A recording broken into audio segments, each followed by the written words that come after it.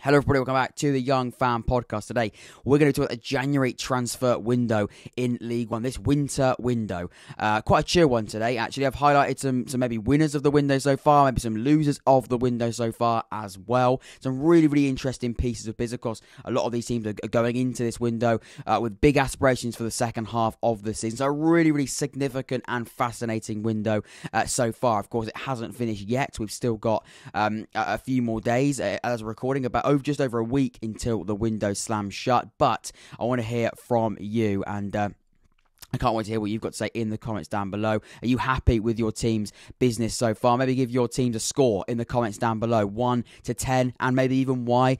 Hit that in the comments down below. I'll be reading and responding to all of them as per usual. Really intrigued to see what you've got to say about your team. Like I said, I don't normally do one mid-season. I thought it'd be interesting to sort of take stock to see where we are at the moment. It's pretty chill, pretty relaxed, and like I said, I want to have a bit of a discussion with you in the comments down below. I'll be, as always, doing my sort of end of window roundup where I tier list and rank every single League One club's window and give my ultimate winner of the window and losers of the window. But today I want to sort of talk about different points, highlight different points from a variety of different clubs. We'll just have a little chat about them and see what you've got to say as well. So I'm really interested in talking points I can't wait to delve into today. If you want to help the channel even more, please hit that subscribe button and leave a like, both of which is so easy. It's free, and like I said, it's quick, it's easy, and it really helps the growth of the podcast. It helps me out, and yeah, it just shows that you're really enjoying the content. Really, the support recently has been absolutely incredible. We're on the road to the longer road to 1,000 subscribers, but the shorter road to 700. Please be part of that journey. It's free to do so. Hit that red button and that notification bell as well. That way you'll be notified when I go live or do a recorded episode. Like I do for the match reactions and other sort of the chats as well. I like to do live. So please give your thoughts in the comments down below, and also help the channel by hitting the like and subscribe button. Right, enough of the admin, enough of the boring stuff. Let's get straight into it. We're going to start about, first of all, we'll start at Lincoln City, because I think they've done really well. They're one of my winners, or potential winners, of the window so far. Been really impressed with what Michael Appleton and Lincoln City have done so far in the transfer window. And Michael Appleton, he's got a really quite good record when it comes to windows. He's really good at dealing in the transfer window.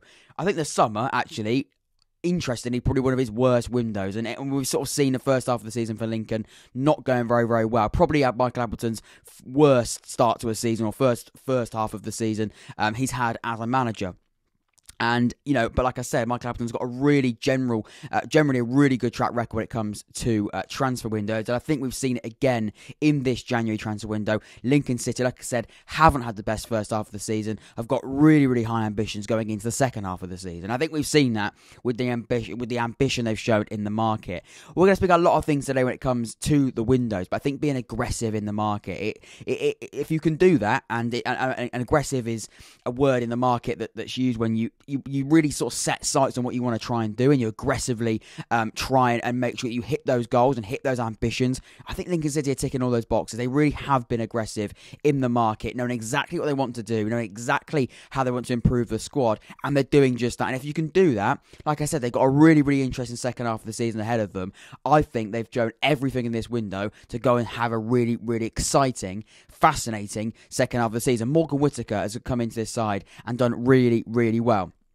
They needed to bring some new faces in after an underwhelming first half of the season, but Morgan Whittaker on loan, I mentioned him in the one player that every League One club should sign in January. You can check that video out as well.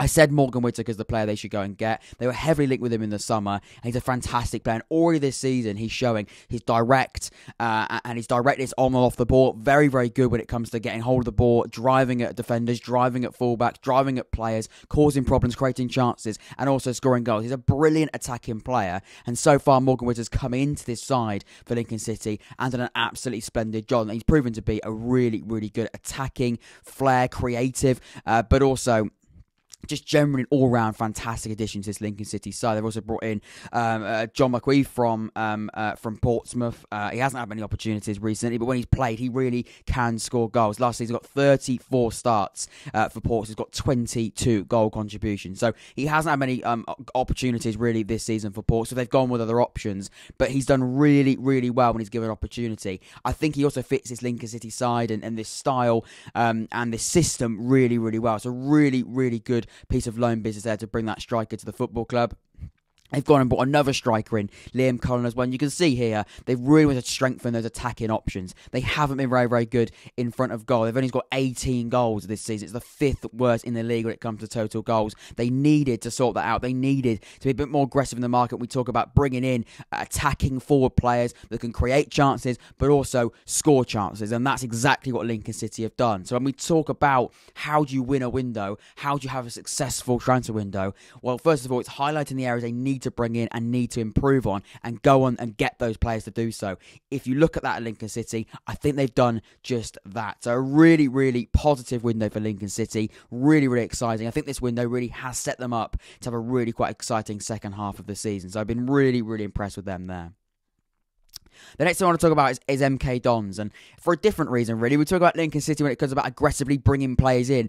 MK Dons have been so far, touch wood from MK Dons, really good at keeping hold of their players. I mentioned it on that video I did at the start of January about making sure they keep hold of their players. Sometimes a transfer window is more than just bringing players in. It's about retaining players. It's about keeping hold of those players. MK Dons are currently 5th in the league as of recording and done a fantastic job. Why have they done a fantastic job? Because they've got some really, really talented players.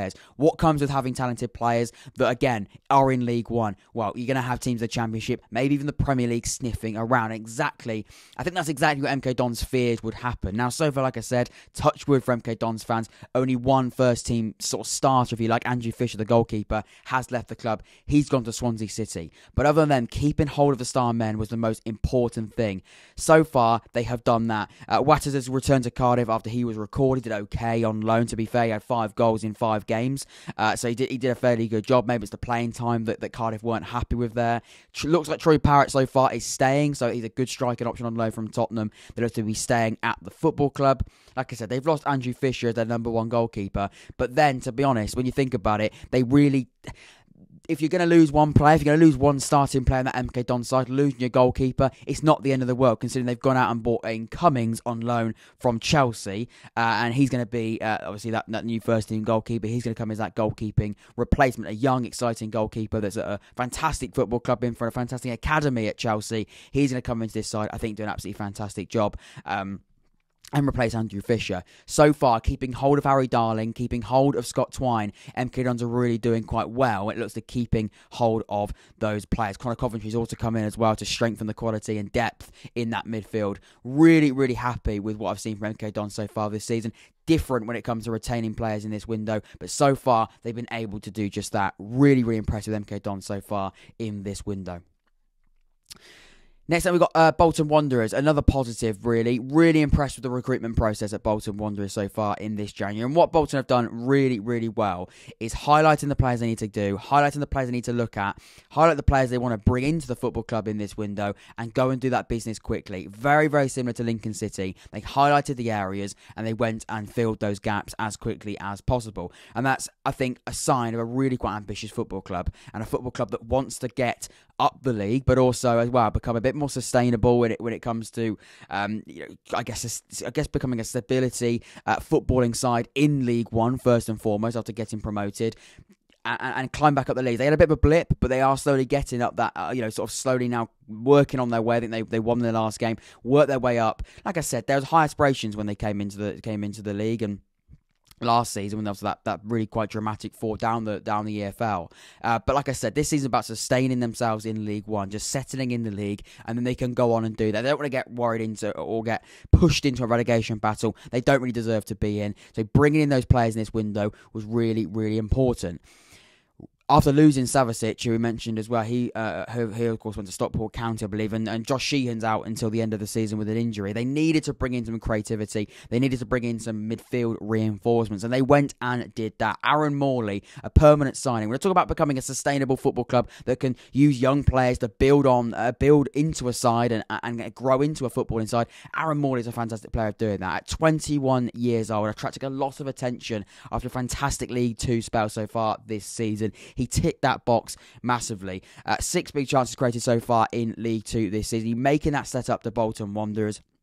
Really, really impressive. Like I said, only 21 years of age. He really, really is at quite a fairly young age. I'd say a very young age. Coming into a footballing side, coming into Bolton Wanderers, and now hoping to climb and develop himself, but also develop Bolton Wanderers. We look at the striking options. We knew they needed a striker. Doyle, of course, has gone. The Ginger Pele, I believe they called him in Bolton. And Dion Charles from Accrington Stanley has come in and replaced him. A lot of teams linked with Dion Charles, but it only really looked like he was going to go to Bolton. And at face value, it looks like a really good replacement. Not in good form this season for Accrington Stanley. Not, firing the goals. But last season, really, really good. Maybe there's a bit of distraction. Maybe there was a real lack of confidence for him so far this season. Maybe he didn't want to be at the football club. But last season, 19 goals. He's got a proven track record when it comes to scoring goals in this league. And when highlighting a striker to come into a side in League One, a proven track record in the league is always a really, really good addition to your League One CV. Really impressed with Dion Charles joining Bolton Wanderers, and generally really impressed with Bolton Wanderers so far in this January transfer window. We're going to be a little bit more negative now. I don't like being negative, but we've got to talk about Crewe, have we? They're in a serious relegation battle, and they haven't signed anyone. I don't really know what's going on at Crewe. I don't know whether or not there's a financial situation there or a really significant one. I know they haven't got absolutely loads of money, and competing with teams that have got a large bank balance isn't easy at all. Oxford United have not got, for example, the biggest bank balance in the world, but we are able to compete with those to a point. With Crewe, I believe, and I did this research last night, so I believe they might have happened today. I'm happy to have a quick look now, but I'm pretty sure still they haven't done any business, and that really does quite worry me. They're in a relegation battle. They're in a position in the League One table. They need to get out of it as quickly as possible, and they're not bringing anyone in, and they don't look like they're bringing anyone in at the moment as well. Finding some rumours for Crewe is also quite a difficult one. I looked as much as I could. I highlighted a few players that we could, in that January transfer window I did at the start of the year. But like I said, I think if you're a Crewe fan, there's a real sense of frustration. You can see why there's a sense of frustration at the moment. You're in a really quite dangerous position. You've got a serious chance of getting relegated, and your club doesn't seem to be putting much of an effort in trying to get out of it. No signings. I did this yesterday. I wanted to double check to make sure I wasn't missing anything from today. No signings at all. It's disappointing. It really is quite disappointing. There's a sense of, I guess there will definitely be a sense of concern within the Crewe ranks and within the Crewe fan base that there's just not much going on and not enough going on. There's a few people here that they've got a few links here and there, but generally it's quite disappointing. And I think when you look at where they are in the League One table, you look at some of the stats, the third worst XG and the fourth worst total goals. However, the highest and the worst XG with goals against as well. There's problems at the front of the pitch and the back of the pitch. And that for me is everything that screams like a team that's destined to go down. They need to be more aggressive in the market. They need to go out there and try and bring some players in on free transfers, on loans. I understand you can't be competing to sign six-figure sums for players. I get that, but they need to bring someone in. There has to be something they can do to sort of, I guess, improve the squad. I know Crewe have a different style when it comes to growing a side in terms of using the academy and sort of growing players in, but you've got to sometimes be a little bit more. Sometimes you've got to break the boundaries, break the rules, if you like, break your own club culture to stay in the league. That's what they've got to do. No players come in the door yet. It's looking a little bit worrying at Crewe. I'm going to come to Oxford United in just a second. I think a lot of people will be interested about the Oxford United and what I've got to say about that. I've got quite a few different points I want to talk about. But I'll talk about Portsmouth first and next. Really, really impressed generally with Portsmouth. I think it was clear where they wanted to bring in. They wanted to look at a centre-back and they wanted to bring in another striker. And they've done that, really. They've done that really, really quite well. They haven't just done that. I think they've done that with quality, which is really, really important. A cracking signing in Tyler Walker from Coventry City. Got a really good track record when it comes to scoring goals. And they wanted a number 9, and they got a number 9. And in Tyler Walker, really, really good level. I think under Danny Cowley as well, and the Cowley brothers and what they've got going on at Portsmouth this season, and a really good coaching staff, and generally a really good footballing side. I think he fits that style to an absolute T. Really, really impressive, that signing. And someone that I think now, when you look at the teams around Oxford and around Sheffield Wednesday, around MK Dons Plymouth, a lot of teams that are really trying to get into the top 6 and stay in the top 6, Portsmouth are adding players and I think showing a sense of, I guess a sign of ambition that they really, really want to be fighting in there. They really want to be getting into the mix, and that sort of signing shows that. The centre back as well, Hayden Carter on loan from Blackburn Rovers. Again, a really good centre-back option. They were interested in Will Boyle from Cheltenham. I think they probably were priced out of that. A lot of options they looked at centre-backs, a very clear gap they wanted to look at. And they've done that. And they've done that really, really well in terms of, like I said, bringing quality in position, quality in depth. Hayden Carter, Tyler Walker, a good, really, really good set of players there. Really sort of filling the gaps and filling in the holes that they really needed to. And they clearly highlighted at the start of the window. Really impressive Pompey in this January transfer window so far. Let's talk Sunderland. Let's go to the Stadium of Light to see what's going on there. I mentioned Try Hume as a player they need to go and bring in. They went and did just that. They wanted defensive addition. They wanted defensive reinforcements. They've done that really, really well. Try Hume, I pointed that out at the start of the year. Really, really good option. A great young, exciting prospect of a fullback. I think it's going to come into Sunderland side and do a really, really good job. Like I said, they knew they needed to get a fullback into the club or a few defensive additions into the football club, and they've done that. Try Hume's a really exciting young player that come in, develop with Sunderland, but also can show the quality right now already that can prove to be a really, really good player. A really bright future ahead of him. Like I said, Sunderland, they have money. They spent £200,000 rumoured fee on him. They can spend the money. They can bring those sort of players into the club on a permanent basis. And really, really impressive, Try Hume. They've also brought in Danny Bath, and this one I think is really, really impressive. Really, really impressive. A really good centre-back option. At 31 years old, he ticks so many different boxes.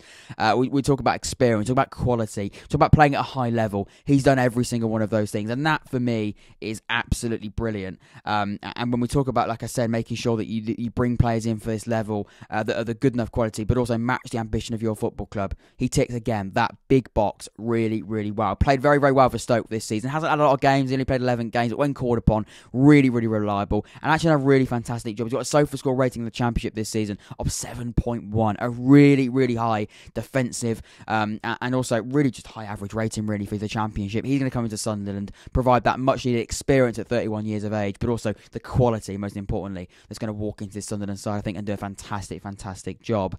They've kept hold of star players as well. Again, we talk about retaining players with MK Dons. Sunderland needed to make sure they did that as well.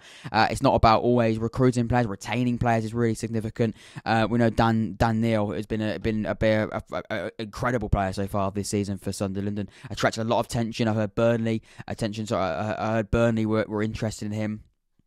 And a few top-end Championship clubs were looking at Dan Neil. They've got some fantastic players that you will expect to be wanted by some top sides. Sunderland are lucky in the sense that they've got a really quite large football club in terms of the fan base, in terms of the history and stature, so they have got that on their side. They're not the poorest club by any stretch in the league as well. Like I said, they brought in Try Hume for 200k. They have that money to spend, so they've keeping hold of players so far, and that's also really, really promising. On top of the two players I mentioned there, that they've been really, really good at bringing into the football club. If the window shuts tomorrow, I think Sunderland have got a really, really good chance of maybe even winning the window. They haven't, of course, it doesn't shut tomorrow, so they big things could happen. But if they can stay the way they are at the moment, I think Sunderland have got a really good chance of having generally maybe even winning the window, if I'm being completely honest with you. Let's talk Oxford then, because I think a lot of people are gonna want to hear my thoughts on the window at Oxford. I've got mixed feelings on it. I won't lie. At the moment, we've signed no one. We've also seen no one leave the football club, which is a positive. The negative being that no one's joined the club. At the moment, we're a bit of rumour, speculation, possible FC, which is a frustrating place to be. And I think ultimately, I asked on Instagram at the Unfan Podcast on Instagram. I put out a sort of questions story, and I wanted to hear what people have got to say. Oxford fans have got to say on the window so far. I asked them to rank it from 1 to 10, so hopefully you can do that about your club in the comments below. And I'll come to that first, actually, but I wanted to hear what the people have got to say. So I did that, and I'll give my thoughts as well in just a second. But generally, the consensus was quite negative. I got a 4. I got a 2 and a 2 out of 10 so far. We haven't got anything or anyone yet. But if we get Browne, a 7 out of 10, I can tell you we won't be getting Browne. Ian Lloyd says, so why 4.5, he said, managed to keep hold of players so far, but not offloading. I guess he means he's not offloading players that we need to offload, but there's no one buying or coming into the club either.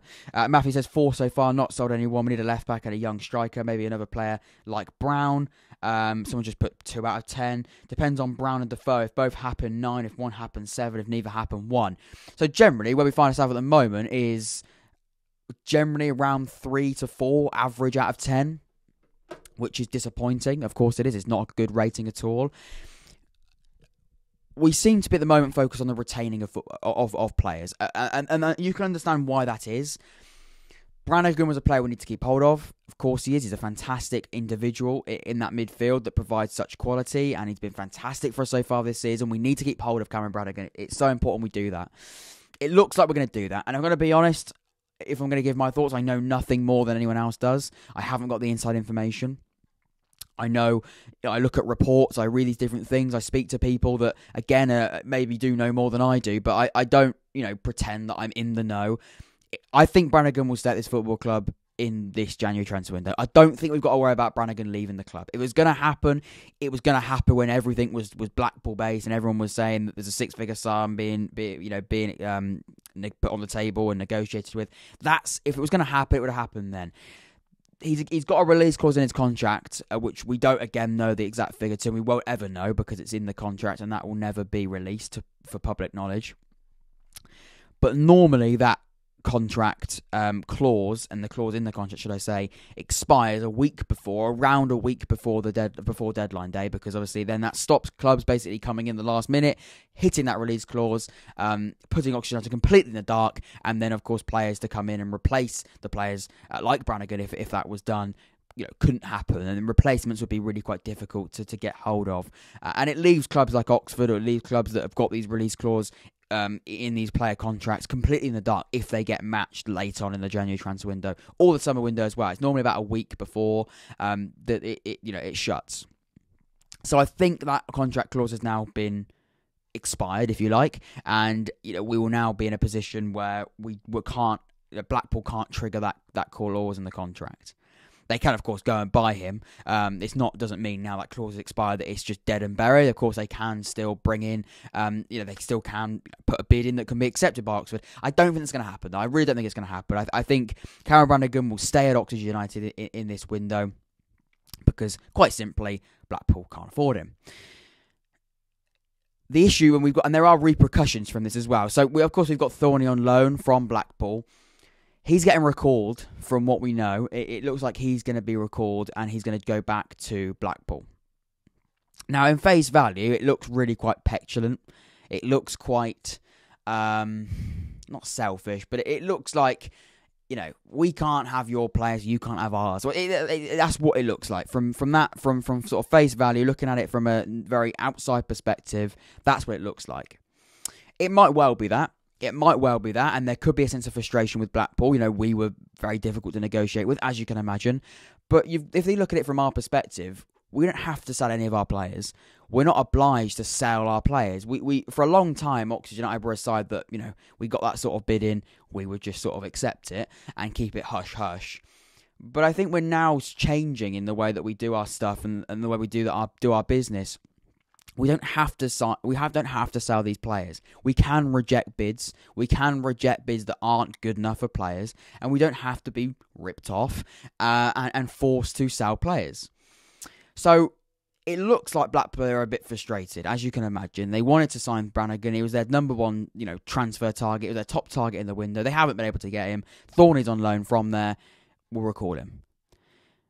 Thornley's contract's out at in the summer. I think this was a deal that Blackpool did. The Thornley deal was a Blackpool was a deal that they did, hoping that in January, Oxford United would be willing to do a swap deal.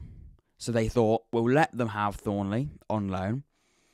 Hope he does really, really well and good enough that Oxford United then are going to be, desperate to sign him, and then we can use Thornley in a cash plus player deal to bring Brannagan to the football club. They've now realised Oxford United aren't going to do that, and Oxford United don't want to accept that sort of deal. Or if they do, they're going to need to put more money with Jordan Thornley. So now they've gone, well, Oxford United aren't gonna buy him. Oxford United aren't going to play around with when it comes to swap deals.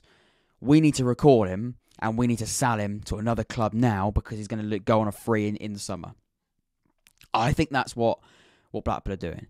I don't think it's just a petulant, you can't have our player if you're not going to let us out. I don't think it's that. I think there's maybe a part of that, but I don't think it's fully that. I think they can see a player out on loan that now isn't going to be part of a swap deal that they thought could be open as an option. And they know he's out of contract in the summer. We need to sell him as quickly as possible to get some money, or else he's going on a free. Now, I also don't think Thornley's thoughts and feelings have actually probably been into too much consideration here. I think a lot of people see football as objects, especially when it comes to transfers. Thornley, from what we know, is fairly happy at Oxford. There's no suggestions or reports that he's an unhappy player at Oxford United. So he's now going back to a football club that don't want him. And they might do. I mean, there could be, and also I haven't looked at the Blackpool injury situation. They could have a left back that's injured. They might want to bring him in as a left back, or they might have a centre back injury crisis. But it sounds a bit strange because a week ago they were willing to bring him, they were willing to sell him and have him as part of a cash plus player deal. They were very, very open about him being surplus to requirements, and very, very interested and keen to have him part of a deal to bring Brannagan to their football club. So it sounds a little bit strange now. They're sort of going, oh no, he's important. Oh no, we need to recall him. It's not that he's going to play. It's that they need to sell him. Now they've realised that Oxford aren't going to buy him or aren't going to play around with their game where it comes to player plus cash. I think Oxford would have considered that if they were offering more money. But they're not offering more money, so they're not going to accept that sort of deal, Oxford. So I think that's positive. I like Jordan Thornley. He's a very, very good player. He's a starting centre-back and done a really good job. I've been impressed by him. But I'd rather have Brannagan at the club, and the only way I could see that working is if it was a much bigger cash deal. I don't think Blackpool are wanting to do that. They don't want to spend. They don't want to spend more than £500,000 in terms of cash. That's well off Brannagan's valuation. We don't know if it's well off his contract clause, but it's well off our valuation. So that's not going to happen. And we were very, very tight with our negotiations. We had probably every player has its price. Of course they do. Or should I say they have their price? They're not objects. Just call them it. They have their price, and if it's not met, then it's not going to happen. So when we talk about players coming into the club, of course, we love talking about transfers in. It's what fans love as much as we want to see our players stay at the football club. Seeing new players join, of course, is really, really exciting and something that still all fans get really quite excited about. At the moment, Oxford United aren't in that situation, and we're yet to see anyone join the club. And like I said at the start when I read the Instagram thoughts of the fans of Oxford United and their general thoughts and ratings in the window so far, the thing that generally got picked up on was the fact that we haven't yet brought somebody in. Of course, we mentioned a minute ago with the Thornley and Brannagan situation. Of course, we're keeping hold of Brannagan. It looks like we're losing Thornley. It's gone quite quiet on sites, but we generally look like we're going to keep him as well. In terms of bringing players in, you can see there with the general ratings, they are generally in reflection of the fact we're yet to see someone join the club. A lot of rumours, a lot of speculation, a lot of reports, but no one through the door. Why is that? And what do I think about it? Well, honestly, there's a lot of players that we are linked to. We're linked to Jermain Defoe, we're linked to Marcus Browne, we're linked to Stuart Finlay, we're linked to Burns, we're linked to Shipley of Coventry, I believe. I think that's where he is. We're linked to a lot of these players, and we're linked to a lot of players that, of course, would come into his side and improve Oxford United. But why are we being a little bit more slow with it? I think because we have to be. I think the reason why we're a bit slow with it is because this window is like no other, and Carl Robinson said at the start of the window, we are looking to do things a little bit more late. We're looking to see what happens around the other clubs and see what happens. Things in transfers and in transfer windows, things happen so quickly. It's a cliche thing, but it's true. One thing is it's like a domino effect. Transfers. One club sells, that means someone else has a sale, and then someone else is available for a transfer. Someone could be absolutely, he's not leaving January the 1st. By January 31st, he's surplus requirements. We're looking to get him out of the football club. That's how quickly things can change. And that's just a month, but that can happen in 10 days, in 5 days, in about 5 hours. That's how quickly things can change. So why are we not bringing players in at the moment? I think it's because we're looking to see what happens with other clubs. We're also, trying to make sure we get it right. Now, you can understand why Oxford United are doing that. We don't want to get anything wrong. Of course you don't. Are we being a little bit overcautious? Maybe. Are we getting a little bit too excited as a fan base when we talk about players linked to the football club? I think we are a little bit. Now, I don't know. I can't speak for every Oxford fan. You have your thoughts on it. There, of course, is reports out there that we're close to signing of these players. Look, where I am right now, I think we will sign a player very, very soon. But I don't think it's as close, and I don't think it should be. I think we'll. What I'm trying to say, it's quite difficult to word. I think we're close to signing a player, but not as close as I think a lot of people think we are. I don't think it's as simple as he's ready to sort of hold up the shirt. I think Oxford United will make a transfer Tuesday next week. Again, I don't know anything more. I'm not in the know. I don't pretend to be in the know or know anything within the football club. I speak to journalists. I read what journalists have got to say. I read reports. I have my trustworthy sources that everyone has access to. I don't think we're at a stage now where we're just ready to print the shirts out and get the photos done. I think there are still things to be done. I don't think we're that close. I think we will sign a player very, very soon, but it's not done deal. I don't think we've got any done deals yet. I really don't. I think Jermain Defoe is such a difficult one to get done because he will have, and he has proven to say, and he's already said publicly, there's a lot of interest in Jermain Defoe. It's not just as easy as a free agent, give him the money he wants and he'll join the football club, because a lot of other teams can give him the money he wants, and he's going to want to go to the best club that fits him, understandably. Marcus Browne, again, we're linked with Marcus Browne every single transfer window. It's not going to happen, this one. I'm afraid it won't. He's going to go to Charlton. That's a prime example of people getting overexcited. People are saying that Marcus Browne's on the training ground. Marcus Browne's training with the boys. He's not training with anyone. He's training with Charlton. He's playing for Charlton tomorrow. I don't think he is, but he's there. He's going to join Charlton. But that's how quickly things can change. Monday, Tuesday, he's there. He's travelling down. He's going to sign. Friday, he's holding up a Charlton shirt. That for me is how quickly everyone can get a little bit overboard, a little bit overexcited. Again, Marcus Browne's a quality player. We know how good Marcus Browne is, but I don't think that's going to happen. I'd like to see Marcus Browne come back to the football club, but I don't think it's going to happen. And I think there was a slight PR spin there. Of course, no doubt there'd be interest. Oxford United are always interested in Marcus Browne when he's not in a yellow and blue shirt. But again, it's not going to happen this time, I don't think. With Finley as another centre-back option. And this comes back to exactly what I said about how quickly things can change in the window. We go from not really needing a centre-back as desperate as we do now. I don't think we're desperate, but don't think it's as high on the priority list on Monday. It now is very, very high with Thornley leaving. If we leave, if Thornley goes, we've got McNally, but after that, who have we got? Sam Long, but he's our starting right-back. Behind that, Mousinho, who's 35, whatever already is, and hasn't kicked a football in League One this season. So, of course, we do need a centre-back. If Thornley goes to the centre-back. Are we linked with the centre-back? Yes, we are. Finley. But, like I said, that's how quickly things can change. Now, suddenly, everyone's going, Finley's going to join. Finley's set to sign. Again, Monday, no one was talking about Finley. Friday, everyone thinks he's going to sign because Thornley's left the club. That's how things can change. And, of course, the Thornley hasn't been, officially announced. It's just, again, down to reports. But that's how things can change. Like I said, obviously, for example, one of our midfielders gets a season-ending injury. Touch wood, they don't. Obviously, you don't want to see that by any player. And of course, if they're very, very important, and whoever they are, it's horrible to see. You don't want to see a season-ending injury. Of course, you don't. If they get injured in midfield tomorrow, or a midfielder gets injured tomorrow, midfielder's going to go priority just like that. It's going to go up. The priority for midfielder is going to go right up. So then everyone goes, well, Oxford United will probably go, well, we're going to get Jermain Defoe, or we think we're going to get Jermain Defoe. We now need a centre-back and a midfielder. Are we going to still sign Jermain Defoe? But then just like that priority switch like that. So that's how quickly things can change. For me, the moment where I am now, if I could rate the window so far, yeah, we probably are losing the window. We haven't brought anyone in, but we haven't let anyone go. So for me, it's a 4.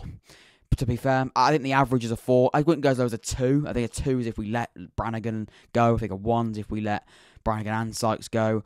We haven't done that. We've kept hold of players. We do need to improve. They were 7th in the league. We clearly need to add players to the squad. We haven't done that yet. We need to go and do that. For me, it's a 4. It's a 4 out of 10. If we can go and sign some players soon, it would be good. Improve the squad as quickly as possible. It would be good. And it would, of course, be really, really positive. We can start be looking at 7 and 8. But I think at the moment it's a 4. We haven't let anyone go yet. Let's just be a little bit more relaxed and chill about things. We've still got time to go. There's still deadline day. There's still a week or so to go. Let's not go over the top. Just because we're linked with something doesn't mean we're signing that person. I think a lot of people are getting this sort of bandwagon at the moment where we haven't signed anyone yet, which means anyone we're linked to is joining the club. It doesn't work like that. Of course it doesn't work like that. We've got to be a little bit clever with what we think as fans. Again, I don't really believe anything until they're holding up the shirt to an extent. Hopefully you've enjoyed this episode of the podcast. Ladies and gentlemen, give your thoughts in the comments down below. I've been Jack. This has been the Young Fan Podcast. Take care, stay safe, subscribe, leave a like, all that good stuff. And I'll see you all very, very soon. See you in a bit.